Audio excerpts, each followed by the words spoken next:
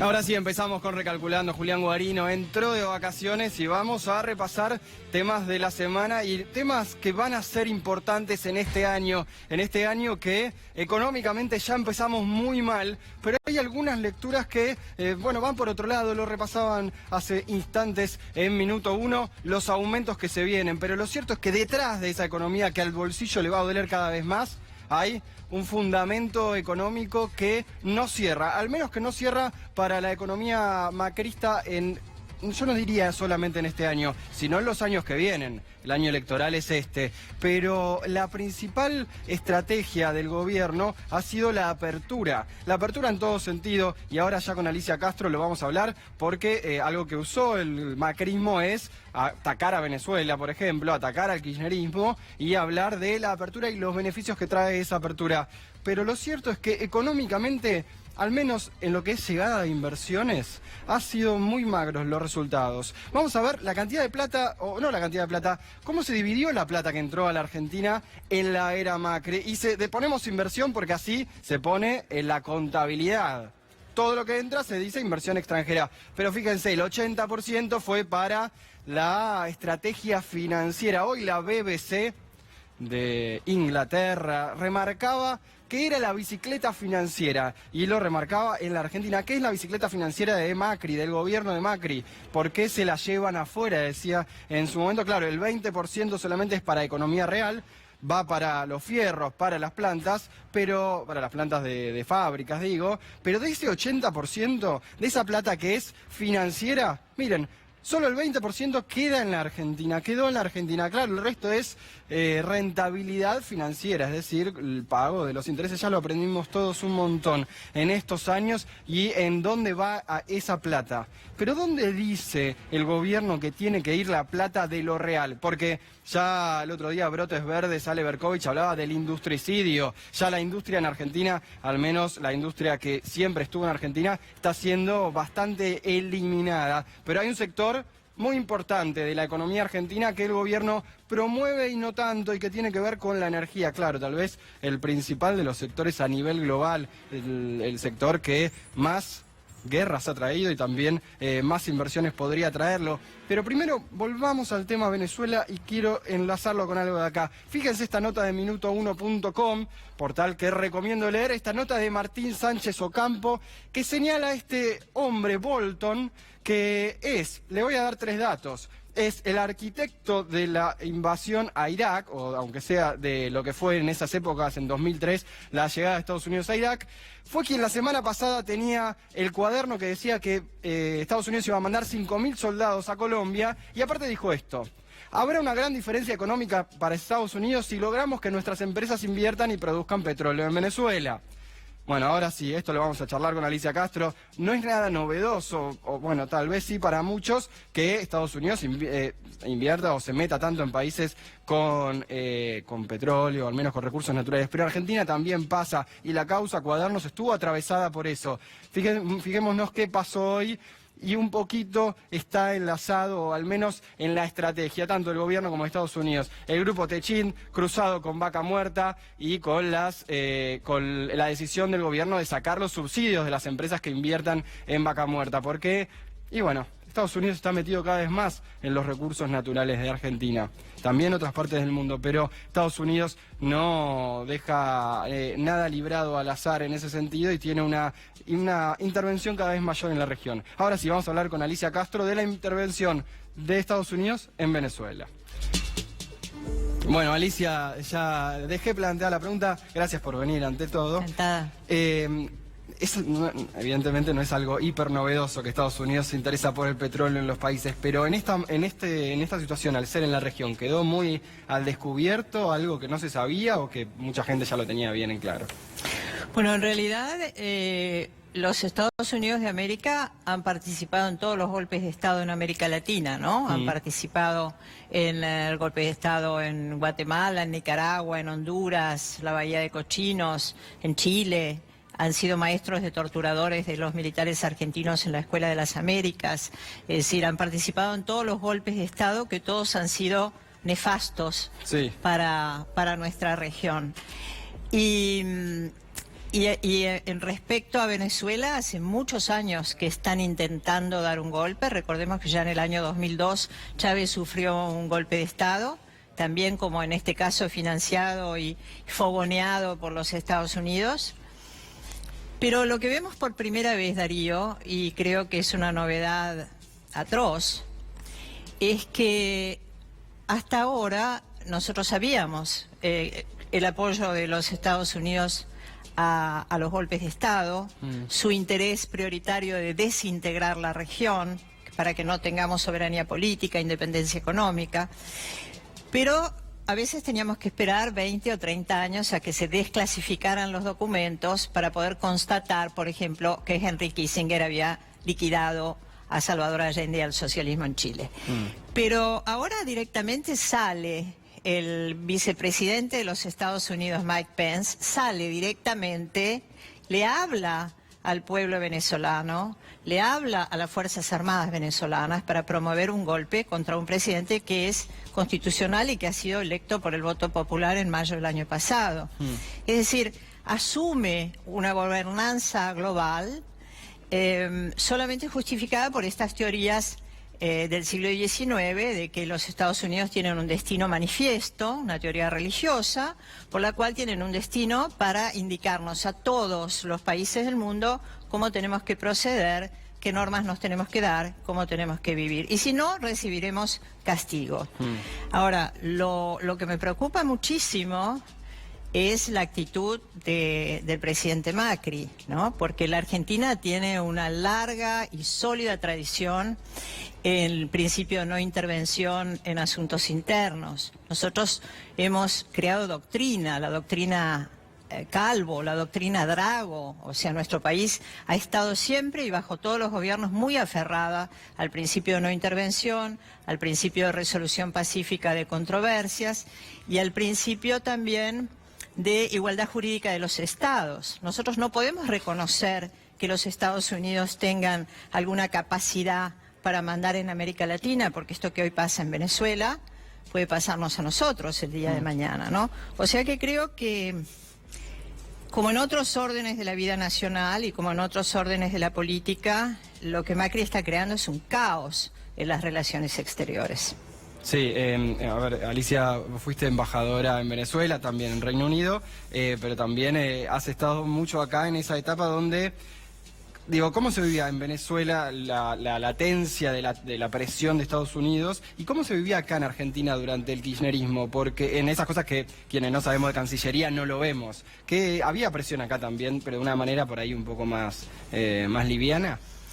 No, yo creo que los gobiernos Kirchner no hubieran sido nunca sujetos de presión de los Estados Unidos para apoyar un golpe en un país hermano. No, al contrario, en Argentina para que gane la oposición, digo, todo lo que tiene que ver con lo que se vio desde el FMI presionando en su momento y demás. Hubo presiones acá también. Bueno, claro, es que lo que pasa es que aceptar la gobernanza de los Estados Unidos es aceptarla en el... Ah, qué bonito, ahí está Maduro cuando yo me fui de Venezuela otorgándome la orden de Francisco de Miranda. Le tenemos acá atrás, sí.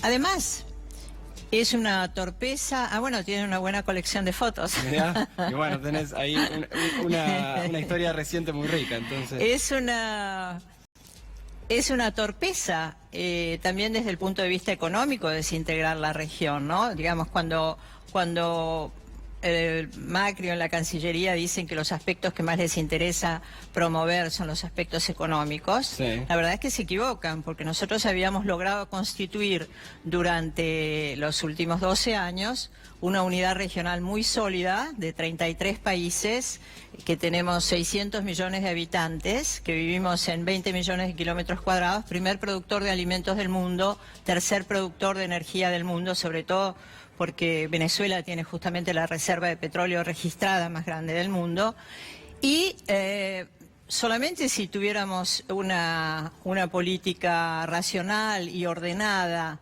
de intercambio intrarregional bastaría para darle bienestar a nuestro pueblo, a nuestros pueblos. No haría falta estar endeudándose con el Fondo Monetario Internacional, ni haría falta estar comprometiéndose en aventuras bélicas contra países hermanos. Pero si era tan sólida esa integración durante los últimos años, ¿por qué se desintegró tan rápido? ¿O por ahí no consideras que se desintegró tanto?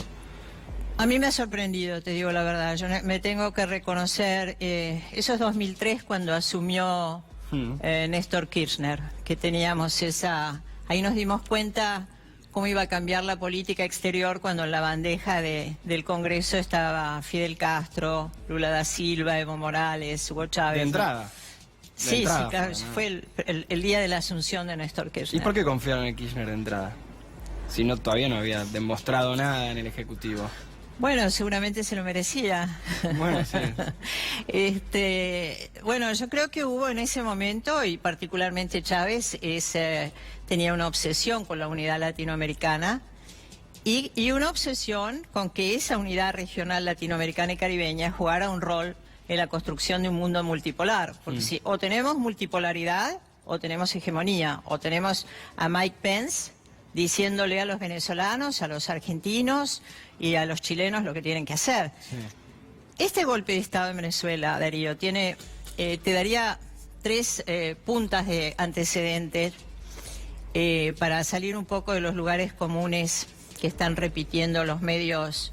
Yo no digo medios hegemónicos, yo digo prensa canalla.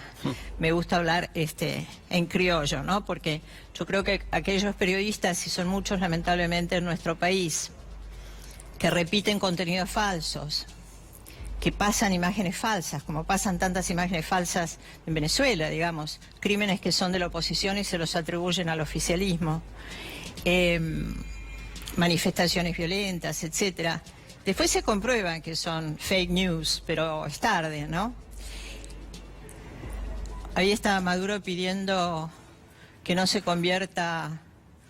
no convirtamos a Venezuela en un otro Vietnam. Yo creo que es una advertencia muy seria la que está haciendo. No está hablando de una amenaza, está hablando de un riesgo cierto, ¿no? ¿Qué paralelismo ves vos o ve Maduro con Vietnam? Yo creo que este golpe, como te decía, estuvo precedido por la llegada de Rex Tillerson a la Argentina y a otros países de América Latina el año pasado. Vino el canciller de Trump y dijo, saquen a Maduro. Voy a hablar con nuestros socios regionales, lo llamó así cariñosamente a Mauricio Macri, my regional partner, mi socio. Recontra explícito todo, ¿no? Un poco crudo, sí, un poco crudo. Un poco obsceno, obsceno.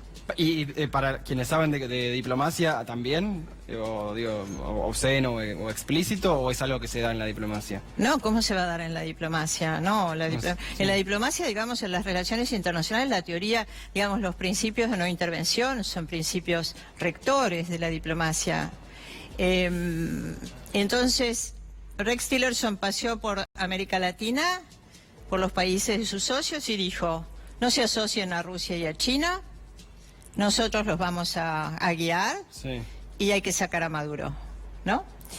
Después de eso, mientras tanto, hubo una mesa de diálogo que funcionó en Dominicana durante 2 años, con un gran esfuerzo del Vaticano, con un gran esfuerzo de UNASUR, con un gran esfuerzo de Venezuela. Y cuando estaban ya por firmar todos los consensos, a mí me gusta leer o mirar o ver lo que dijo Rodríguez Zapatero, que el expresidente de España que estaba en esa mesa, expresó el año pasado, después de trabajar sin descanso durante 2 años por una convivencia pacífica, democrática, de superación de problemas económicos y sociales de Venezuela, con el espíritu de reconciliación entre todos los venezolanos, tras un esfuerzo ingente de diálogo, habla de todos los esfuerzos que se hicieron, un consenso básico para un gran acuerdo que supone una esperanza real y valiente para el futuro de Venezuela, concretado en un documento presentado a las partes que da respuesta a todos los planteamientos esenciales discutidos durante meses. el acuerdo de un proceso electoral con garantías y consenso y fecha, que fue la fecha que efectivamente se realizaron las elecciones en mayo del año pasado. La posición sobre las sanciones contra Venezuela, las condiciones de la Comisión de la Verdad, las garantías para el cumplimiento del acuerdo, el compromiso para un funcionamiento, de manera inesperada para mí, dice el expresidente Rodríguez Zapatero, el documento no fue suscrito por la representación de la oposición. No valoro las circunstancias, pero mi deber es defender la verdad y mi compromiso es no dar por perdido el lograr un compromiso histórico de los venezolanos. Ahí estaba Zapatero diciéndolo en su momento, televisado ahí por Telesur. ¿Vos ya das por hecho el golpe o la instalación de Guaidó? No. El golpe está en marcha, pero no les está saliendo tan bien. En Naciones Unidas no lograron unanimidad. En la OEA no lograron unanimidad ni mayoría. Y el Parlamento Europeo no lo ha podido, el Parlamento Europeo no legisla sobre estas cuestiones, sino que remite, en todo caso, sus consejos a los gobiernos, y los gobiernos de Italia y Portugal no han reconocido a Guaidó. Quiero decirte una cosa. Yo conozco bien la política regional. Tuviste mucho tiempo. Y viví 6 años en Venezuela. Yo de este señor no oí hablar jamás. De Guaidó. Es un personaje absolutamente marginal de la política. Creo que tal vez por eso lo han elegido y lo han conformado en los Estados Unidos, para que pudiera ser semejante, ¿cómo diré? Me falta una palabra para definir lo que significa que un diputado salga de la Asamblea Nacional, vaya a una plaza y se autoproclame presidente, ¿no? Es verdaderamente un mamarracho. Sí, y todavía no se sabe bien qué pasa, pero ¿qué errores tuvo el gobierno de Maduro en los últimos años? No, yo no voy a hablar de eso. Porque... No, pero en términos de instalación de los temas, o ¿qué es lo que...? No, pero ¿sabes qué pasa, Darío? No se trata si te gusta o no te gusta Maduro. No se trata de si te gusta más a vos o si me gusta a mí o me deja de gustar. Se trata de defender la institucionalidad, se trata de defender los pilares de la democracia, que es el voto popular, claro, ¿no? claro. Maduro fue electo en mayo del año pasado por el 67% de los venezolanos. En unas elecciones que efectivamente hubo poca participación, porque como decíamos, después de ese gran acuerdo que hubo con la oposición, no lo quiso firmar la oposición. ¿Por qué no lo quiso firmar la oposición? A las 4 de la tarde, cuando tenían las lapiceras sobre la mesa, como contaba Rodríguez Zapatero en esa conferencia de prensa, llamó el presidente Santos desde Colombia, que tenía a Rex Tillerson, el canciller de Trump, al lado, y dijo: no firmen, no van a reconocer las elecciones. Por eso Rodríguez Zapatero advierte hace un año que esto era muy peligroso, porque ¿qué iba a suceder con la voluntad de esos venezolanos expresada en las urnas que la oposición no quería reconocer? No obstante, Maduro tuvo 2 opositores en las elecciones. Henry Falcón, que sacó el 20% de los votos, Bertucci, que sacó el 10% de los votos. La oposición reconoció la derrota. Sí. No hay ninguna impugnación sobre esa elección. Maduro es el presidente constitucional y esto es un golpe de Estado. ¿Y cómo queda Macri o la Argentina en eso? Porque ya nombraste varios ejes del mundo que no apoyaron esto. Argentina queda muy desfasado, lo único que le importa a Macri es quedar bien con Estados Unidos.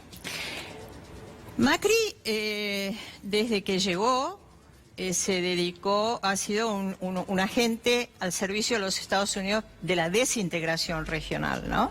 Lo primero que hicieron fue implosionar el Mercosur. ¿Te acordás que echaron a Venezuela y también incluso a la canciller? Físicamente la expulsaron de la Cancillería. Acaban de retirar a la Argentina de la UNASUR.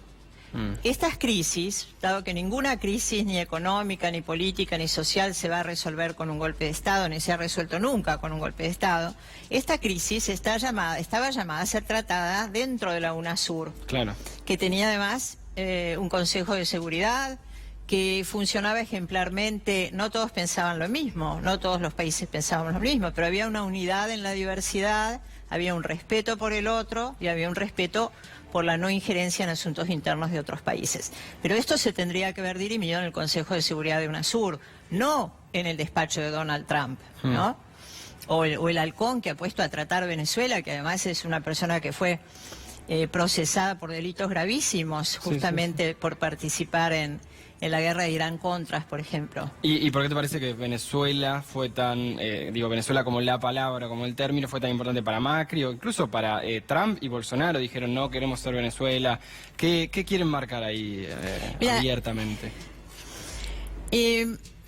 Los lugares comunes que repite el macrismo son de una banalidad que la verdad es que merecería que...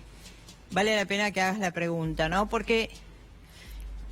¿quién quiere ser Venezuela? O sea, nosotros no queremos ser Venezuela, pero Venezuela tiene una constitución completamente social, económica, política, natural, absolutamente diferente de la Argentina. Decir que queremos ser Venezuela es como si dijéramos que queremos ser Noruega, o sea, nosotros lo que queremos ser es Argentina, Darío, pero queremos ser una Argentina a la altura de la potencialidad que tenemos. Queremos ser una Argentina que deje de ser saqueada como la está saqueando Macri. Ahora, yo creo francamente que Macri es el peor presidente que ha tenido la historia de la democracia argentina, pero no quiero que le den un golpe y no quiero que opine Mike Pence sobre quién tiene que gobernar la Argentina. Por eso es importante mantener como sagrado el principio de no intervención en asuntos externos. ¿Cómo queda? La Argentina queda muy mal muy mal parada. ¿Y en qué puede repercutir o en qué repercute eso? Bueno, imagínate, ponele que hubiera una guerra civil en Venezuela. Nosotros seríamos promotores de una guerra civil. Maduro habla de Vietnam, seguramente haciendo referencia a que serían victoriosos después de largos muertes y sacrificios y horrores, que no se rendirían. Yo creo que a lo que más se parece es un golpe como el de Libia 2011, donde los Estados Unidos también focalizados en el petróleo, que es lo que obviamente en Venezuela no quieren democracia, sino respetarían los procesos, lo que quieren es el petróleo de Venezuela. Demonizaron a Gaddafi.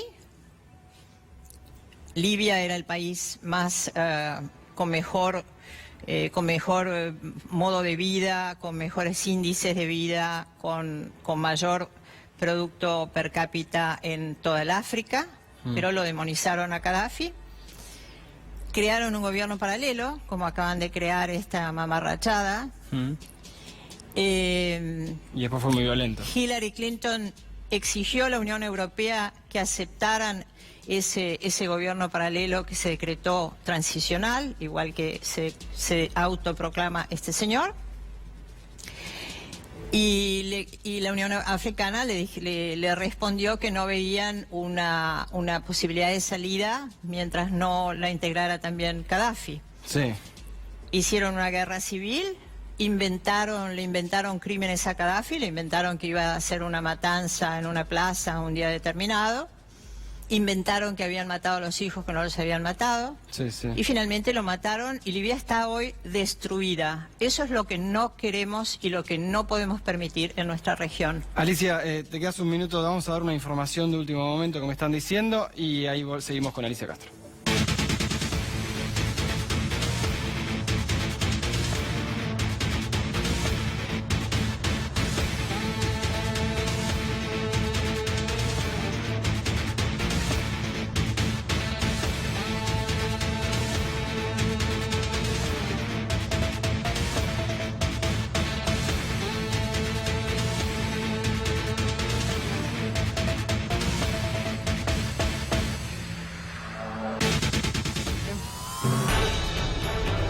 Alerta en C5N, habló el presidente de AMI, Agustín Esbar, dijo, no me animo a decir que el memorándum era un pacto de impunidad con Irán. Hablamos con Tuni Coleman, que nos va a contar un poco más sobre las declaraciones del presidente de la AMI, Agustín Esbar. Hola Darío, ¿cómo va? ¿Cómo estás, Tuni? Contanos un poco, bueno, un día muy movido, pero aparte ahora se suman estas declaraciones. Efectivamente, Agustín Esbar está en Israel y bueno, ratifica de alguna manera la postura de que la DAIA debe retirarse como querellante en la acusación contra Cristina Fernández de Kirchner por el memorándum. ¿Por qué dice él? Porque a él no le consta que eso haya sido con mala intención, que hay gente que cree que debió, que eso servía para avanzar en la investigación del atentado y que por lo tanto esto de denunciar a Cristina era jugar para Cambiemos, era ponerse del lado de Cambiemos en la grieta, es decir, vuelve a tocar el tema de que esa denuncia es una jugada política, de que tiene que ver con la política y no con una denuncia penal. Entonces, es un escándalo muy fuerte, entre otras cosas dentro de la comunidad judía, porque un sector le está diciendo al otro: ustedes entraron en una manipulación a favor de Cambiemos. Es eso, digamos, el fondo de lo que le está diciendo la AMIA a la DAIA. Igual yo tengo que decir que la DAIA también de a poquito se estaba arrimando a esta posición. El 6 de mayo hace una asamblea y estaban los votos como para retirarse de la acusación contra Cristina Fernández de Kirchner. Y se adelantó todo. Bueno, hay que ver porque por razones estatutarias no se va a poder hacer antes del 6 de mayo, pero hoy con esta erupción, supongo que la gente más, digamos, dura del PRO que hay dentro de la comunidad judía va a exigir que no se retiren. Claro. Diría Waldo Wolf, Patricia Bullrich, cuyo marido Guillermo Yanco tiene fuerte influencia en la comunidad judía.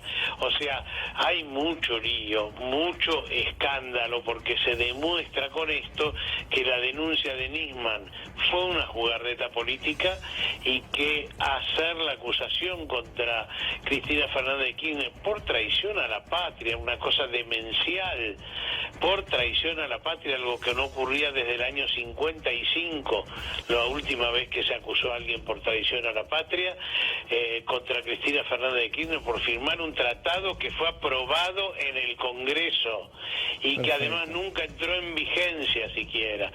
Y que hasta Interpol dijo que era falsa la denuncia de Alberto Nisman. Así que enorme escándalo, Darío. Gracias, Tuni, excelente el laburo de hoy. Abrazo.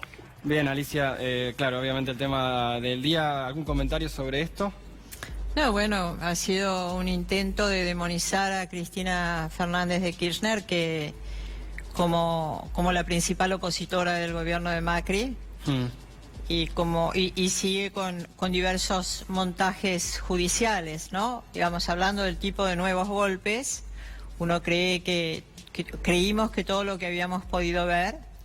Vos me hablabas antes de cómo podía ser que esa estructura que creíamos que se iba armando tan sólida de construcción de unidad regional, de unidad en la diversidad, que podía tener además diversos instrumentos que nos hubieran sido muy útiles, como un Banco del Sur para no depender de las reservas en dólares, sino en una moneda propia, para no depender del endeudamiento externo, como podría haber sido una OTAS, una OTAN del Sur, la vigencia del Consejo de Seguridad, etcétera. Y de verdad, yo creo que los Estados Unidos de América no nos perdonan una derrota estratégica que tuvieron, que fue la derrota del ALCA, ¿no? Digamos, que nosotros hayamos logrado una unidad en América Latina como para haber impedido el acuerdo de libre comercio con los Estados Unidos, fue un hito. Algunos lo llaman como una de las derrotas políticas más importantes de los Estados Unidos. Ahora, y esta es la revancha, ¿no? Este intento de desintegrar la región y de oponer unos países contra otros en la región y de generar y de este tipo de nuevos golpes, como fue el golpe parlamentario que sacó a Dilma Rousseff del poder, que acababa de ser votada por 54 millones de brasileros, el golpe judicial que se le dio a a Lula. Ahora, y el Alicia, golpe judicial que pretenden darle a Cristina Fernández de Kirchner, ¿no? Alguien que como Macri pregona que no hay que hay violaciones a los derechos humanos en otros países, con la cantidad de presos políticos que tiene la Argentina, ¿no? Que relevantes, además el ex vicepresidente de la Nación, ministros, etcétera. Milagro Sala, sí. Milagro Sala. Alicia, para ir cerrando, y te agradezco mucho que hayas venido, Yo a vos. pero hablaste de fake news y de grietas en los distintos países. Bueno, hablaste de Venezuela, de Brasil. Lo que pasa en Argentina, digo, de hecho de esto hay muchos que hace mucho señalaban que pasaba esto. Pasa que la AMI ahora tiene una postura distinta, y hasta en Gran Bretaña estuviste antes del Brexit, pero también hubo un momento de grieta o de fake news. ¿Importa tanto, y es una pregunta más filosófica si querés, pero a veces importa tanto la verdad? O en muchos países se dieron los debates de política y de divisiones cuando ya no importaba la verdad de muchos de estos, bueno, este tema por ejemplo. Mira, la verdad importa siempre, ¿no? Importa primero. Lo que pasa es Está bien que hayas dicho eso, está bien. Yo, bueno, creo que junto con la verdad, la justicia son los dos valores que tienen que regir la vida y la política, pero creo que estamos en tiempos muy complicados, Darío, porque seguramente vos lo analizás, sos un analista de los medios. Nosotros no estamos llegando a comprender el alcance, el manejo, la forma de manipular las nuevas armas de comunicación, ¿no? Que en algunos casos son letales, digo, literalmente son letales. ¿Cómo llega a elegir? ¿Quiénes nosotros, perdón? Bueno, los argentinos, vos y yo, muchas personas.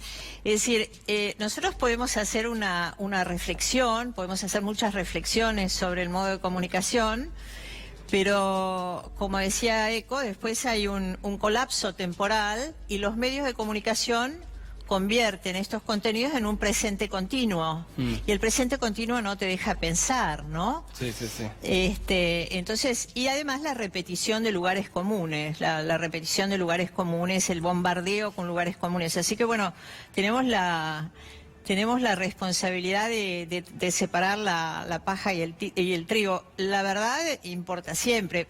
La mentira hizo la guerra en Irak. La mentira hizo la guerra en Libia. La mentira está tratando de hacer una guerra civil en Venezuela. Esa es la mentira, ¿eh? Ni más ni menos. Así que sí, la verdad importa mucho. Y Bien. a propósito de eso me gustaría terminar con un documento que me facilitó Julian Assange, que ahora se publicó, lo reveló Edward Snowden, sobre las agencias de seguridad norteamericanas, un documento del 2007, que consideran estratégicos, objetivos permanentes para manipulación política, espionaje, erosión de dirigentes, etcétera. Todas las agencias del Pentágono consideran como objetivos estratégicos a 6 países en el mundo: China, Rusia, Irán, Irak, Corea del Norte, Venezuela. Ahí está un poco la definición o ver lo que viene. Alicia, muchas gracias por haber venido. Gracias a vos. A Recalculando. Y hablamos, bueno, un minuto de unas encuestas de estos días, muy relacionadas con, bueno, un poco con lo que hablábamos recién, de la verdad o lo que viene. En año electoral, claramente las encuestas importan mucho, aunque se van modificando día a día. ¿Por qué digo esto? Porque hay muchos que señalan que ya está, que Macri perdió. ¿Por qué? Por esto. Los principales problemas que afectan al país, según los encuestados al menos, y una muestra que bien vale de la consultora Sinopsis, la inflación, el desempleo, se llevan ahí casi el 50% de las respuestas. Hablamos de problemas económicos y creo que sí ponés directamente algunos otros más chicos, como pueden ser tarifazo, aunque está mezclado con inflación, también suman. Temas que pueden marcar mucho la agenda económica, seguro, obviamente, pero electoral este año. Fíjense esta otra pregunta que habla o que hace de qué es el factor determinante para un voto. Fíjense, la situación económica, efectivamente, arriba del 50% dice que va a decidir su voto con respecto a cómo está la economía, después la lucha contra la corrupción, después la inseguridad o la situación de seguridad. Hoy leía al politólogo Tomás Aguerre que decía que si hay algo que se va a hacer Cambiemos es leer los tiempos. ¿Por qué? Porque otra encuesta decía que, bueno, buena parte de los encuestados no iba a votar a Macri, pero con respecto a esto de cómo vota la gente, lo que cambia, dice Sinopsis, es... Bueno, ¿a quién le echan la culpa de la situación económica? Estamos con Aldo Abraham para hablar de eso. Muchas gracias por haber venido. Y, gracias a vos por invitarme. Esta pregunta que le hacen a todos esos que decían que la economía va a definir su voto, y buena parte decía que era la culpa del kirchnerismo, buena parte dice que es la culpa del macrismo, hay algunos que le dicen mitad y mitad. ¿Por qué la gente hoy está tan dividida en cuanto a esa responsabilidad? Yo creo que lo que queda clarísimo es que el gobierno asumió heredando un Estado que estaba al borde de la quiebra y un Banco Central que también estaba al borde de la quiebra, ¿no? Resolvió un par de problemas en los inicios, como es el tema del cepo, que nos hubiera llevado a una hiperinflación, igual que nos llegó en su momento un control de cambio en 1989 a una hiperinflación por quiebra del Banco Central. Y además resolvió el problema del default en Estados Unidos que teníamos en la Corte de Nueva York, y con eso la verdad es que logró una cantidad de crédito durante los últimos años que le hubieran permitido resolver el problema de quiebra del Estado, y en vez de hacerlo lo mantuvo. La realidad es esa, porque cuando uno dice, bueno, recibieron un Estado, ¿no?, al borde de la quiebra por exceso de gasto, cuando uno mira cuánto gastaba el total del Estado, municipal, provincial y nacional, con respecto a lo que producimos los argentinos en 2017, y lo comparamos con 2015, resulta que gastábamos más. Uno dice, bueno, a ver, si yo vengo acá y te cuento que tengo un kiosco, una empresita o cualquier cosa, que estoy al borde de la quiebra porque estoy gastando de más, y te digo después que para salir de la quiebra voy a gastar más todavía, vos me vas a mirar medio torcido y va a decir, tipo quiebra. Dejó de tener ingresos la Argentina en comparación con Antigua, dejó de tener recaudación, por eso empezó a gastar más, ¿o no? ¿Quién? Empezó a tener menos la Argentina, como hubo menos crecimiento, menos recaudación. ¿Pero en qué época? No, en los últimos años, digo, sobre todo el último... No, a ver, el último año la realidad es que tuvimos una crisis, que fue una crisis cambiaria, no una crisis económica, por suerte, porque algunos la llaman crisis económica, pero los argentinos hemos vivido varias, lamentablemente, y sabemos lo que es una crisis económica, como la del 2002, 1989, ¿no? La realidad es que nosotros tuvimos una crisis cambiaria que implicó una fuga de capitales muy fuerte. Si hay fuga de capitales es porque la gente tiene incertidumbre, y obviamente eso hace que con la fuga de ahorro local y extranjero, ¿no? Porque nosotros mismos estamos sacando ahorros cuando compramos dólares en la casa de cambio y la ponemos al fondo del placar, entonces se contrae la cantidad de financiamiento que tiene la economía. Nosotros a su vez de eso que tenemos menos, gastamos menos e invertimos menos, lógico que tenemos una recesión. Pero la realidad es que, por ejemplo, 2017 fue un año de crecimiento, ¿no? Sí, pudimos haber tenido reformas estructurales, resolver los problemas, fundamentalmente el exceso de Estado que tenemos sin despedir a nadie. No es verdad que hay que dejar sin ingresos millones de personas, como dicen algunos. Esos son simplemente excusas que plantean mis colegas y los políticos que no quieren hacer esta reforma porque obviamente a ellos les conviene. Pero la realidad es que se pudo haber hecho con toda esa plata y no lo hicimos, y bueno, la primera turbulencia internacional que apareció, que como vos habrás visto no le pegó muy fuerte a ningún país de la región, ¿no? Porque nos volteó a nosotros casi. Sí. Claramente porque teníamos un banco central muy débil, ya con total pérdida de credibilidad, muy insolvente. ¿Por qué? Porque justamente también usaron el Banco Central para tratar de mantener el problema de exceso de Estado. Y bueno, si vos realmente no le demostrás a la gente que en vez de emitir para sostener los problemas de la gente, vas a priorizar defender el valor de la moneda, en algún momento los argentinos nos cansamos, y no es la primera ni la última vez que nos pasa, ¿eh? Hablas recién decías la fuga, que fuga significa el que saca para el placar o el colchón, o en los que se llevan afuera. Exactamente. Pero lo que se llevaron afuera fueron alrededor de 50.000 millones de dólares. Eso es... Lo que estamos se hablando llevaron afuera y lo que nos llevamos en el placar. Porque hay una mitología, discúlpame, hay una mitología que dice que toda la responsabilidad de los que se la llevaron afuera. Primero tendríamos que ver por qué empezó mucha gente a llevarse la plata afuera, ¿no? Por el tema de ponerle un impuesto a la renta financiera a los extranjeros. Cuando nosotros necesitábamos, como el agua en el desierto, el financiamiento.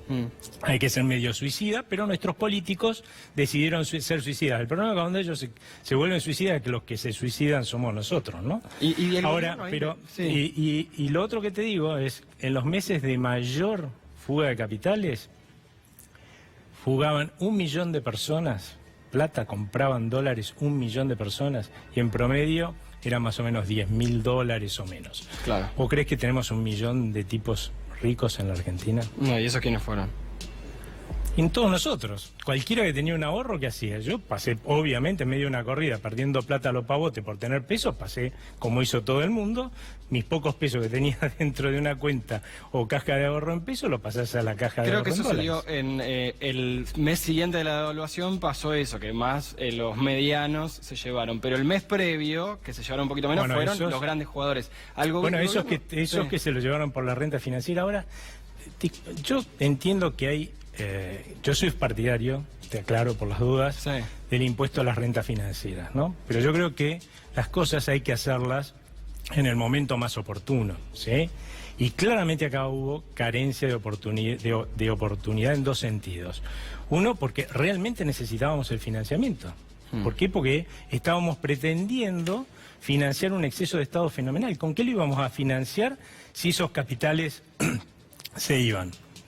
Nadie se preguntó eso, ¿sí? Lo segundo, porque ahora vamos a pagar la renta financiera también los locales, ¿no es cierto? Plazo fijo. Cuando vos, sí, a los plazos fijos, a todo, cuando vos tenés un nivel de inflación como tenemos nosotros, cualquier renta o impuesto a las rentas financieras que cobre es casi, te diría, confiscatorio. Porque el tipo que el año pasado, por ejemplo, invirtió en pesos, ¿no? Y se quedó en pesos, porque yo soy patriota, ¿no? Puede haber sacado como mucho 30% de intereses. Y le van a cobrar a ese tipo sobre ese 30%, 5%, cuando el tipo en realidad hoy es más pobre. O sea, ¿qué le estamos haciendo? Cobrándole un impuesto a la pobreza al pobre. Muchos de los que cobraron indemnizaciones de los despedidos del año pasado hicieron eso, pusieron la plata en tasa o en un plazo fijo. Y bueno, pero es que, y entonces imagínate cuando vos llegás al final del año, ¿qué haces? Todos los pesos que tengo, ¿sabes qué? Los transformo en dólares y se acabó. Que es lo que en definitiva nuestros políticos, todos, ¿sí?, terminan incentivando en la Argentina. Y después alguien dice, uy, pero la tasa de interés es carísima en la Argentina, uy, hay poco crédito. ¿Y cómo no va a haber poco crédito si para que haya crédito, ¿sí?, la gente tiene que ahorrar en su país? ¿Y cómo definirías al gobierno frente a los grandes jugadores? ¿Cómo? ¿Cómo definirías al gobierno frente a los grandes jugadores? ¿No supo marcar las canchas o fue medio cómplice? No, es que claramente vos tenés que resolver los problemas. A ver, todos, no solamente los grandes jugadores, hicimos, porque, ojo, que el financiamiento que recibió este gobierno fue fenomenal, ¿no es cierto? Casi el 100% del PIB. Hoy está casi en 100%, pero no lo generó todo el gobierno pero ponele, deben haber recibido alrededor de 70, 80 mil millones de dólares. ¿Sí? Malo el FMI. Entonces, eso es un acto de confianza. Sí, dejémoslo, porque lo del Fondo Monetario vino a resolver lo que no se hizo antes, en todo caso, ¿no? Ahora vamos a ver si estamos resolviendo o no. Pero el problema es que toda esa plata, en vez de usarla para resolver el problema, achicar el Estado sin que nadie tenga que perder un ingreso, lo que terminó haciendo es mantener el problema. Por supuesto que la gente, nosotros mismos, si vemos que alguien no resuelve su problema y lo está financiando, ¿qué haces? Le deja de prestar, hasta que más o menos decida que va a resolver el problema. En medio de la crisis cambiaria, lo que decimos argentinos y extranjeros fue dejarle de prestar a nuestro Estado para que siga despilfarrando y gastando de más. Con lo cual, por eso tuvo que aparecer el Fondo Monetario para evitar una crisis económica, en este caso sí, como la del 2002, ¿sí?, prestándonos plata. Ahora, la pregunta que yo le hago al gobierno y también a todos los políticos de la oposición es ¿qué vamos a hacer con esa plata? Vamos a hacer lo mismo que hicimos antes con la otra plata, o sea, gastárnoslo en mantener el problema y entonces en 2 años vamos a tener una crisis. ¿Quién No, decide? yo diría que mejor lo usemos para resolver el problema, ¿no? ¿Quién decide, cortito, sobre la economía argentina? ¿El ministro de Economía o el FMI? Hoy, la verdad es que hoy el Fondo Monetario está avalando un plan que le presentó el gobierno. Ellos realmente consideran que ese plan va a ser exitoso. Yo lo que veo es que está basado sobre un diagnóstico que es cerrado, ¿no? Que es el diagnóstico de que acá el problema es el déficit fiscal y acá eso es una consecuencia del verdadero problema. Un Estado grandísimo, ¿cómo nos va a alcanzar para poder pagarlo? No nos alcanza. Y si lo seguimos manteniendo, aunque no tengamos déficit fiscal, lamentablemente lo mejor que le puede pasar a la Argentina es que crezca muy lentamente porque nuestro sector productivo no alcanza a generar la riqueza para pagar semejante Estado. Bien, Aldo, muchas gracias por haber venido. Gracias a ustedes. Vamos a repasar lo que hoy remarcaba, por ejemplo, el diario La Nación sobre lo que pide el FMI en la Argentina, al menos para los próximos años. Fíjense, dice, el FMI sugiere que las personas trabajen más años y achicar jubilaciones. Claro, es un pedido que se explicita ahora, pero en realidad vamos a una nota de 2015, que en realidad es de 2016, de página 12, pero remarca o habla sobre un informe que hizo el Fondo Monetario Internacional en fines de 2015, creo que es noviembre, hablando sobre la economía que venía. Fíjense, solamente una parte, dice un montón de cosas, hablaba, en realidad era el plan de gobierno que después terminó aplicando Cambiemos. El gobierno publicó una serie de informes del FMI sobre sus evaluaciones. Allí pedía un duro ajuste, incluyó salarios y jubilaciones y sugería las medidas que está tomando Macri. Bien, les voy a mostrar, antes de ir con Eduardo López, que está acá, uno de los informes de los últimos meses del FMI, que habla sobre el impacto de la llegada del Fondo Monetario Internacional en Latinoamérica. Solamente les muestro un destacado, un debate que se armó dentro del propio organismo multilateral sobre cómo impactaba en la región, algo que igual seguramente ustedes ya saben, pero fíjense porque esto lo dice el propio Fondo Monetario Internacional. Remarca en este paper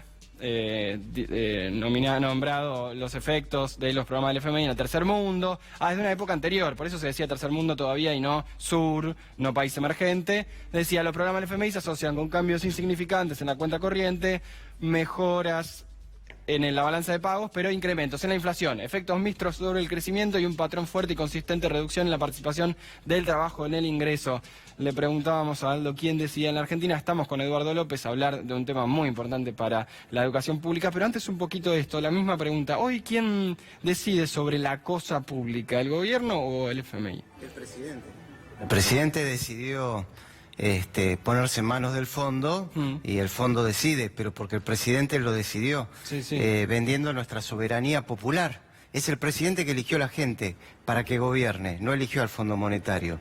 Sin embargo, el presidente eligió al Fondo Monetario. Bien, ante todo, vamos a hablar con Eduardo de el no cierre de las escuelas nocturnas. ¿Nos podés contar un poquito sobre eso y sobre lo que ha sido la lucha de todos los docentes? Estos ya meses, fue una lucha bastante larga. Sí, venimos de hace tiempo peleando para que no cierren las escuelas. Sí. ¿Por qué quieren cerrar las escuelas? ¿Para ahorrar gastos? ¿Para qué agregar nocturnas? ¿No? Claro, ¿para qué nocturnas? Fíjate que la gobernadora dijo que los pobres no llegan a la universidad. En la ciudad le dieron una vuelta de tuerca y dicen los pobres que no lleguen a la secundaria. Entonces cerraban las secundarias. ¿Por qué cierran escuelas? Porque dentro de las mismas el conocimiento no es una mercancía, es un derecho social. En la escuela no hay negocio.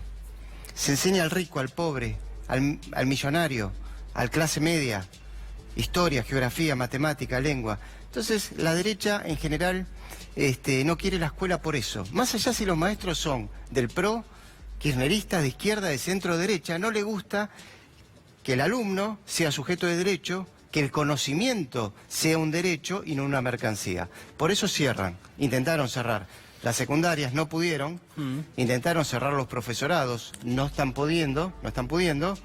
Cierran la sala del lactario del Ramos Mejía, quieren cerrar cerámica, porque para ellos donde está la escuela hay un negocio inmobiliario, y para nosotros donde está la escuela está la patria. Algunos sí les interesan, bueno, yo estoy en la Facultad de Economía de la UBA, por ejemplo, y las empresas sí están muy interesadas en los futuros cientistas de la economía, y algunos otros también, pero por ahí estos eran potenciales alumnos que no les interesa el mercado. ¿Cómo lo mira así el...? Son universitarios que estudian económicas. Sí, exactamente, a eso voy. Bueno, Algunos sí, otros no. Claro, para lo demás está lo que dijo Ricardito Bussi hijo. Sí. ¿Para qué vamos a enseñarle matemática a esta changuita de La Cocha? La Cocha es un pueblo tucumano. Sí. Si total va a terminar trabajando la tierra. Claro. Depende. A las empresas les importa quizás los universitarios que estudian en ciencias económicas. Lamentablemente porque también los condicionan a pensar de una manera. Absolutamente.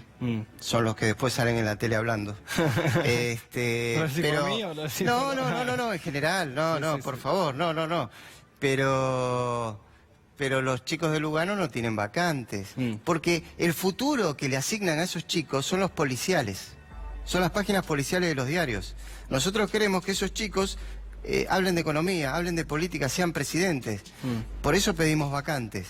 Ahora, quien piensa que la educación es una pirámide, que solo tiene que ser buena en la élite de esa punta y ahí meter todo el valor agregado, se equivocan. Para nosotros la educación es un ascensor, tienen que subir todos y a tiempo.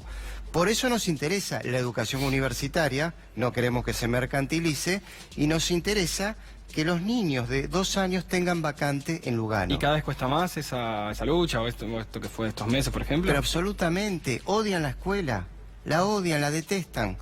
Pero te lo digo sinceramente, porque ahí adentro no hay mercancía, no hay negocio. ¿Y cómo puede ser que inviertan 2.000 millones de pesos en arreglar baldosas y 1.000 millones en arreglar escuelas? Pero, por ejemplo, en 2017, bueno, recién decía Aldo Abraham que creció la economía, aunque sea un poquitito. ¿Ahí también tenían la misma tendencia, intensidad? ¿O ese 2018 que fue un ajuste muy brutal, lo recrudecieron? Y 2019 también se ve un ajuste, ¿no? En general hay un poquito menos de ajuste en años electorales. Sí. Pero hay una lógica. Cuando asumió el PRO hace 11 años en la ciudad, Sí. el presupuesto era del 27%. Sí. ¿Cuánto es ahora, después de 11 años? ¿De 27? 16. Del PBI, digamos, ¿no? No, del el PBI, presupuesto en del educación presupuesto. Sí, sí. de la ciudad.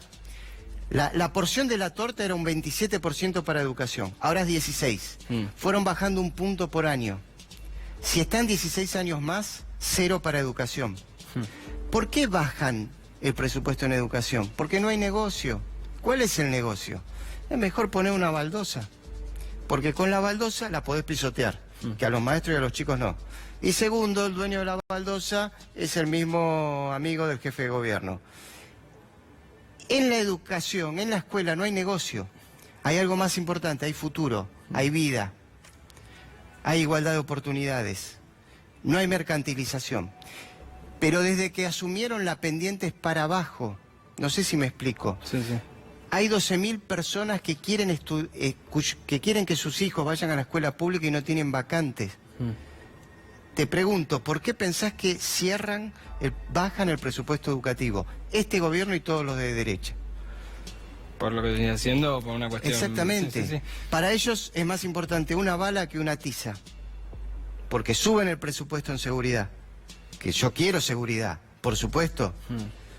Pero para ahorrar en seguridad, invertí en educación también.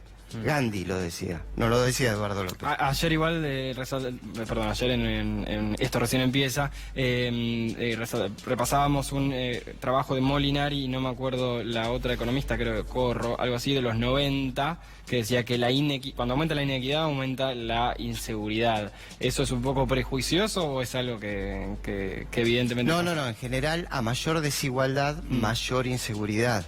Es así, los países con más seguridad son los más igualitarios, norte de Europa. Eso no quiere decir que el pobre salga a robar ni ninguna estigmatización, sino que estoy diciendo esto, mayor desigualdad, mayor inseguridad. Nosotros ¿qué queremos? Mayor igualdad, no solo para que haya mayor seguridad, sino para que haya más garantía de oportunidades para todos, que es lo que nuestros padres fundadores pensaron. Manuel Belgrano, siempre lo digo, con los 40.000 pesos fuertes que ganó él de su exitosa batalla al norte, dijo, construyan 4 escuelas en el norte argentino, paguen salarios dignos a los docentes y becas a los estudiantes. No dijo, pongan baldosas, lámparas en el centro y más balas para la... Entonces digo, apostemos a la educación, apostemos a la salud, no nos vamos a equivocar. Siempre que un país apostó a la educación, a la salud y al bienestar público nos fue bien. Siempre que apostó a la represión y a las balas, nos fue mal. Es lo que está haciendo este gobierno. Hoy estaban muchos con lo de este argentino que había cruzado Bolivia y que había tenido que pagar por la salud pública, por la salud en Bolivia. Y resaltaban que acá muchos extranjeros no pagan por la salud y la educación. ¿Eso es algo, es el debate que va a tratar de instalar el gobierno este año? ¿O uno de los debates? Sí, ¿no? sí. El RAM, la resistencia mapuche, los bolivianos, los venezolanos, todo para no decir que mañana aumenta 33% la luz y yo tuve corte de mi casa todos estos días. Van a poner los motochorros. Pero apelan a algo que evidentemente está en buena parte, al menos del votante de Cambiemos. ¿Por qué se da eso? Bueno, en lo moral o en lo emocional, ¿no? No, se les acabó. Van a perder las elecciones. Yo creo que sí, que todos queremos seguridad, que todos queremos baldosas, que todos queremos que no nos ataque la RAM, qué sé yo. La construcción del enemigo está. Sí. Ahora, cuando no te alcanza la plata para comer, cuando no tenés para medicamentos, mañana, te digo, va a ser un ruidazo en la ciudad de Buenos Aires impresionante. No hay fake news que pueda tapar la realidad. Estos tipos son unos fracasados, incultos, poco apegados al trabajo y van camino a perder las elecciones, están buscando cómo distraer, pero no. Sí, por supuesto, la gente quiere baldosa y educación. Ahora, si arriba de esa baldosa hay un chico en situación de calle durmiendo, ya la mayoría empieza a ver a ese chico en situación de calle. Los gobernantes siguen viendo la baldosa y piensan que ese chico en situación de calle la ensucia. Pero la mayoría piensa, ese chico tiene que ir a la escuela y tiene que tener una casa. Ojo, se les acabó. Derraparon. Tienen fecha de vencimiento. La escuela pública no tiene fecha de vencimiento. El bien común no tiene fecha de vencimiento. Estos gobernantes tienen fecha de vencimiento y una prueba concreta que luchar tiene sentido y que tienen fecha de vencimiento es que no pudieron cerrar las secundarias nocturnas. Larreta, un intocable, tuvo que retroceder. Primero dijo la cierro, él y Soledad Acuña. Después intentó engañar, no la cierro, pero la cerraba. Y ahora tuvo que retroceder. Se está derrumbando el consenso social, se está derrumbando el blindaje mediático y eso de que la gente le respondió siempre no se condijo con la primera elección que tuvieron, que fue la más triste de primera elección de un gobierno, desde De la Rúa a esta parte, y no se va a condecir con lo que va a pasar en 9 meses. Yo convoco a la ciudadanía a defender la escuela pública, a ir mañana a los ruidazos y estoy seguro que vamos a hacer una mayoría electoral democrática y plural que lo va a convertir en un triste recuerdo a estos tristes gobernantes nacionales y de la ciudad, así como De la Rúa, De la Rúa también, pero Carlos Grosso pasó a la historia por ser el que quería poner una escuela shopping. Larreta va a pasar a la historia por el que quiso y no pudo cerrar la secundaria nocturna. Gracias, Eduardo. Gracias a vos. Les agradecemos a todos los que se quedaron del otro lado viendo Recalculando. Nos volvemos a encontrar el lunes en el Recalculando, edición 23 horas. Pero ustedes se quedan en la programación, en la continuidad de C5N. Ya lo veo ahí a Pablo Mesina y se quedan con No Te Duermas. Gracias.